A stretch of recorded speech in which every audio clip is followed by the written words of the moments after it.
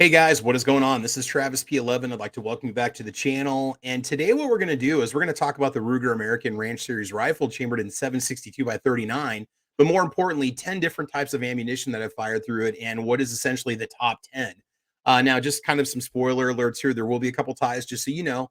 And what's number 10 has not actually been documented in video, but it is basically my go-to round. And so we'll talk about that once we actually get there. But it is a fantastic rifle. Let me just give you a few basic specs about it, a few stats on it, and then we'll go ahead and get started talking about that top 10. What's really cool about running a channel on YouTube, and you can see it right here, the list of all the videos I've made for it. I've got video documentation of the performance of this rifle and the performance of the ammo. And some of these videos go back 6-7 years. So we are talking about a lot of data that I've gathered over a very long time. Ruger American Ranch Series rifle chambered in 7.62 by 39. It has a 16.12-inch cold hammer forged barrel. And I think that's one of the things that's definitely helped its longevity, as I have fired the heck out of mine and it has not dropped off in accuracy. Does have a 1 and 9.5-inch right hand twist. So if you've got a rifle that has, similar specs, you might expect similar performance from the ammunition. And the ammunition, there's not a whole lot of variance in the spreads from what we shot when we took it out there. And all these distances were shot at 100 yards in basically two different locations. Okay. Now, first of all, in some of the earlier videos, I did have a center point 4-16 by 40 optic that was on it. After that, all the other tests were done with a primary arms 4-16 by 44 millimeter reticle, just basic classic scope, which is like $150 scope. And that thing has just performed admirably. And it keeps holding zero and it's going to stay on there pretty much indefinitely. The center point scope, I took it off because it kind of became a workhorse for other guns I tested on the channel a long time ago. It's just sitting in a box in the closet, but it's been a good scope. It's been pretty decent. So why don't we go ahead and get started? There might be some brief pauses or transitions between ammo as I bring these up with you. So we'll go ahead and do that and start off with number one. So what was the number one performing ammunition that we tested on the channel? We will go ahead and show that to you right now. So I've got the box right here so you guys can see it. I don't know if it's going to be very big or not. It's basically a Wolf white box is what it's called. 7.62 by 39, 123 grain full metal jacket, lead core bullet. And I did pay some pandemic pricing for this stuff when I bought it. Is around $249 for a case of 1,000. Now it's probably about double that. Don't know exactly who makes this. I really can't tell you. You guys that are AK pros will probably know. You'll probably recognize it from the box, right? Now, I didn't bring all the boxes in from all the ammo I tested, just this one because it doesn't have a very type of exclusive packaging. It's going to make it show up easy on the shelves. But if you can ever get a hold of this stuff, you guys definitely need to get some, right? So for this one, the Wolf grouped 0.70 was the tightest group that we shot with it. And everything was easily under 1 inch, 123 grain full metal jacket. Absolutely awesome ammunition. Now, a couple things to say is that, they're two different locations, but both shot at 100 yards, different altitude, but the guns were re-zeroed each time that they were used. So we're trying to keep stuff as consistently as we can. So that's the number one ammo that we've tested so far. So not to ruin the rest, but you might want to see what kind of ammo you have and see how it compares just to give you a bit of an idea. So if you've ever shot these ammos before, do chime in down below and definitely let me know. Okay. All right. So that's the number one. And then we'll move on to number two. I'm looking at my list that's right in front of me. All right, so coming up here for number two, we have some Norma 124 grain. Let's bring that video up for you and show it to you real quick here. There we go. I have to bring myself back so I can see it. The Norma shot really well. It was a brass case ammunition. It can be reloaded. It did shoot 0.75 of an inch, so it was just a little bit larger than our number one ammo, the Wolf white box. And the Norma goes on sale from time to time. You can usually get pretty good deals on it. Norma does offer free shipping if you spend so much money. So I highly recommend the Norma, again, at 0.75 of an inch with our tightest group. And those targets are very deceiving. Most of those spreads are about 1 inch. Those targets are like a 3-inch target from end to end. So it's actually much tighter than what it looks like when you're watching the video. So that is our number two. Now for number three, we've actually got a tie at 0.80 of an inch. So we will go ahead and bring that up. Now, a few of these ammo types, you might have some of this stuff floating around. And to be honest with you, some of this may not be around anymore. So you might not be able to find it. For the most part, the majority of this ammo is still available. So the next one that we have is the Hornady American Gunner, chambered in 7.62 by 39. This was a 123 grain hollow point. It did group at 0.80. So it's just a little bit wider spread than the Norma. And I don't remember what I paid for it. It is considered a match grade round, and it does shoot really, really well. I'm pretty sure I paid probably 20 bucks a box for, I think it was a 20 round box or something. If you go back and watch the video, you'll see how it is. It was not cheap. I can tell you that right now. A lot of your domestically produced 762 by 39 tends to run about a buck a round. So again, now I just went ahead and put that one ahead of the tie for third place, which is going to be the 123 grain full metal jacket Bellum. Now, the Bellum is going to be a little more widely available. I found it at Shields, and it was within like the last year or two. So we'll go ahead and stop sharing this one and move on over to the Bellum real quick and show you what that target looks like. Basically, what you guys are seeing here is me pointing out the tightest group of that ammunition. So you just visual proof that I actually pulled it off when I was shooting it. So that is your .80 for the Bellum. A lot of you guys have a lot of good things to say about the Bellum. It is available online. You can find it. It is produced over in Europe, but again, a very, very good ammunition. That's also brass case. I believe it's also reloadable. The majority of these, if I'm not mistaken, are except either maybe Eggman or ZVS, one of the two. If you guys are curious, you can go back and watch those videos and look them up. You can see the titles right there, and you can see how they did. So that was the tie for third place. Okay. So again, a couple of these, ties are going to fill out the top 10. Okay, now we're going to go ahead and move over to fourth place. And I have not looked for this ammo in quite a while. It is about a buck around, but this was the very first test that I did with the gun after I took it out and got it zeroed.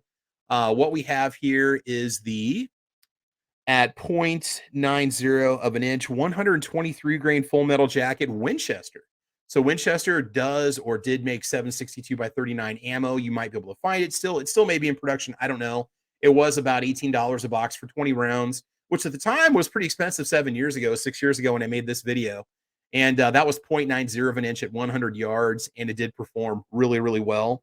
So that's going to be our fourth place. Now for fifth, we're going to bump up to 1 inch, and we do have ties. One of them is getting a little hard to find, but is cheaper than the other, which honestly, I'm not sure if it's still in production. So let's go ahead and move on over to fifth place. So that is your fourth place tie with the 123 grain full metal jacket Winchester at .90 of an inch. Okay, so if you are a ammo fan, you're definitely going to be geeking out on some of this stuff right now. Okay, moving on then. We'll go ahead and show you the next ammo that grouped 1 inch for us here. And again, if your AK does 1 inch groups at 100 yards with an optic, great, that's fine. I mean, I didn't buy this rifle as a replacement for my AK-47. I bought it because it offers a decent amount of firepower with a fairly inexpensive round with 5-round magazines, which I can use for deer hunting in Nebraska. Now I can use semi-auto if I want to, as long as I have 5-round mags. But anyway, back to the ammo test here. So coming in at fifth place, this is your 123 grain soft point Winchester 762 by 39 round, 1 inch group at 100 yards. And that is one that I could hunt with in Nebraska. Kind of hard to find a polytip 762 round, just a little bit soft point round. It's not always readily available on the shelf, but it can be ordered online. That's not an issue. But that was a 1 inch group also shooting at 100 yards. So that's going to be a tie for fifth place. With the next fifth place ammo, let's see, let's go ahead and bring that one up, which is the one that I tend to brag about the most because it's some of the least expensive stuff that you could at one point get. Anymore, it's getting a little hard to find. So let's go ahead and bring that up for you.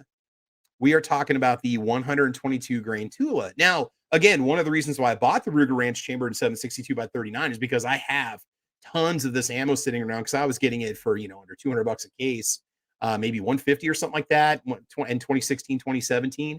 And so the 122 grain full metal jacket was a 1 inch group at 100 yards. Again, a solid performer, steel case. And what's awesome about that Ruger Ranch rifle is that it does, it was designed around steel case ammo, so it won't have any issues with extraction.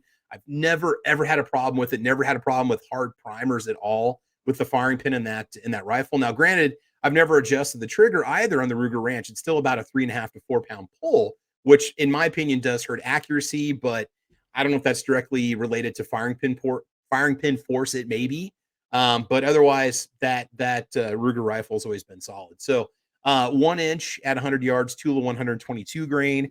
That is going to be our second tie for fifth place. All right, now let's go ahead and move over to sixth place where things start to open up a little bit. And I've gotten some interesting feedback from people, and maybe you guys can chime in and maybe educate me a little bit on this one. The Igman round that we have here, and also the ZVS, things definitely opened up on it. People were saying that maybe the bullet diameter was a little bit different, designed for a slightly different 762 by 39 barrel. Is there some variance in that round? Maybe you guys can fill me in on this one. So the best I could group with the Igman was 1.578 inches. I did have two shots go through the same hole, but the average spread was between 1.5 and 1.75 inches. And the tightest group was 1.5 inches at 100 yards. Totally respectable. There's nothing wrong with that. The Igman, I believe, it came in like 15 round boxes. And that was let me check the grain weight on that one. Let's see, sixth place, 123 grain full metal jacket bullet. And so that one did come in sixth place overall. And so anyway, that's how the Igman performed. I think it was probably about $15 for a box of 15. You did not get a 20 round box with it, but at the time it was getting really hard to even find any 762 by 39 in the shelves, and it's getting worse now, at least for me locally, unless I go to a gun show or order online. So there's your Igman. All right, let's go ahead and move on to our next ammo, which is the ZVS 762 by 39, and this was another one that just showed up on the shelves at Shields. Let's go ahead and bring that one up for you so you guys can see it here.